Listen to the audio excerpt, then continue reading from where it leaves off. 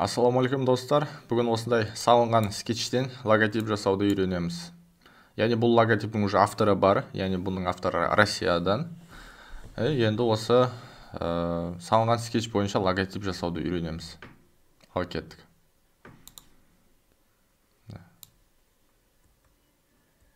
Линия бұны біз сразу бастап кетпейміз, кішкене бұны прозрачность азайтамыз.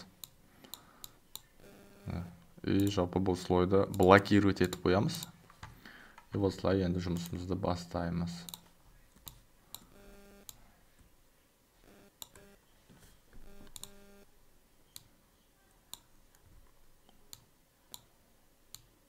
Осылай жұмысымызды жасаймыз. Ctrl-S, Ctrl-F деп басамыз да үлкейтеміз.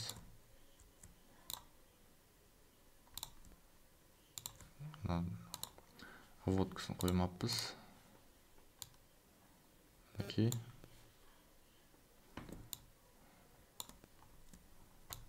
Мінекей енді келе жатырмыз. Круг.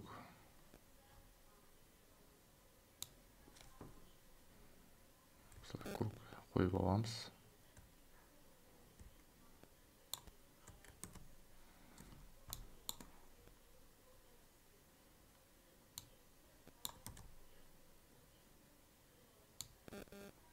Окей. Осылай қойып аламыз. Окей. Енді осылай қойып алғаннан кейін біз квадрат жерге қойып аламыз осылай. И жалпы жерден бойынан үлкейтеміз.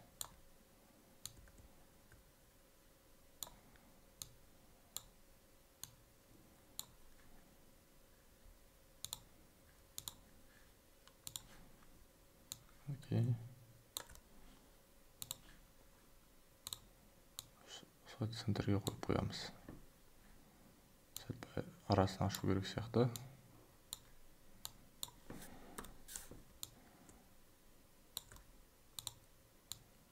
Сол центрге қойып аламыз.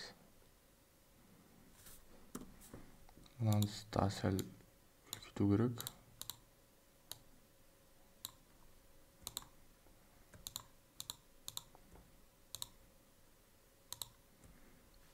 Осын Ctrl-G деп группировать етеміз да.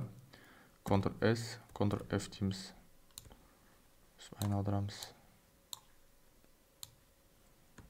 Shift сап тұрып болса қоямыз. Окей. Мына жерге H деген әріпті қоямыз. Бірінші мынамыз бітіріп ала салайық.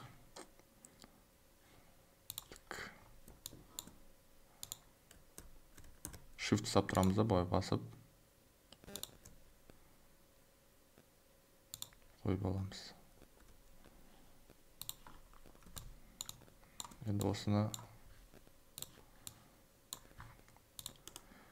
создание фигурмен басып фигура жасаймыз.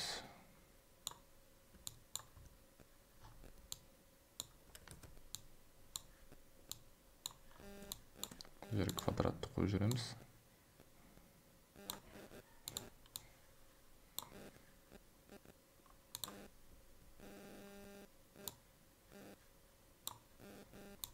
Окей. Белгілеп алайық. И осылай жасаймыз. Мінекей. Енді бүйтіп орналастырып жібереміз. Мінекей. Әдемі болып шықты. Енді H деген әріпті қоямыз.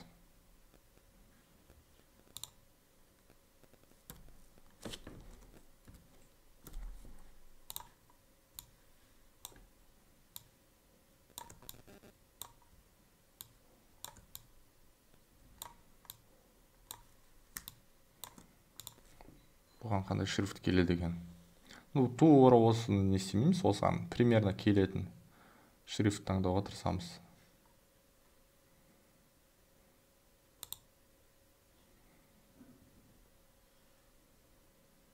Мына шрифт келетін сияқты. Что-то қалыңды. осыны таңдаймыз.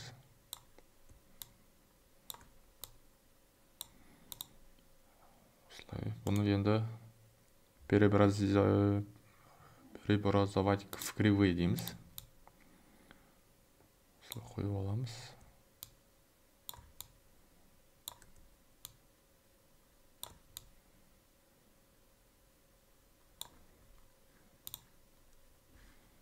Осылай жер кругты үлкейтіп қойық.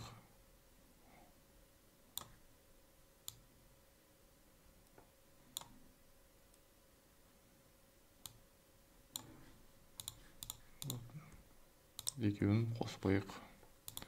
Свойства кіріп осы екеуін басса қосып кетеді. Енді бұны прозрачность асатайық.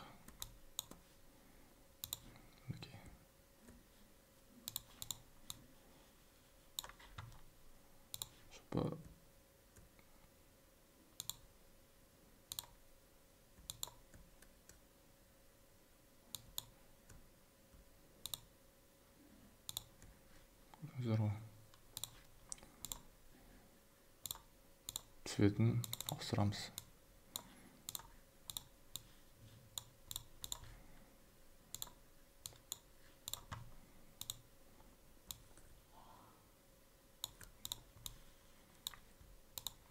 Өлшеп тастаймыз.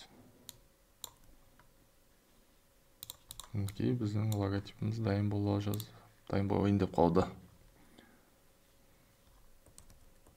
Мана жер ұнамай тұр.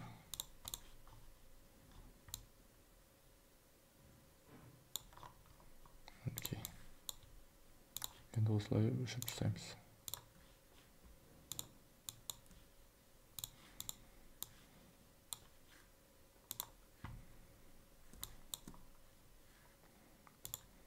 Мына слойды аламыз да, слойды шетке алып тастап, Ctrl-G дейміз да, центрге қоямыз. Обводкасын осылай қара түске қоямыз. Артқы фонға жібереміз да, түсті аққа бояп қоямыз. Достар, осымен біздің логотипіміз дайын болды. Егер де сіздерге пайдалы болсам, лайк басып тіркелуді ұмытпаймыз. Егер де сізге логотип жасау керек болса, маған жазыңыздар, ақылы түрде болады. Немесе сіздің танысыңызға керек болса, мені айта жүріңіздер. Жарайды, жақсы, сау болыңыздар. Сіздерге пайдалы болды деп ойлаймын.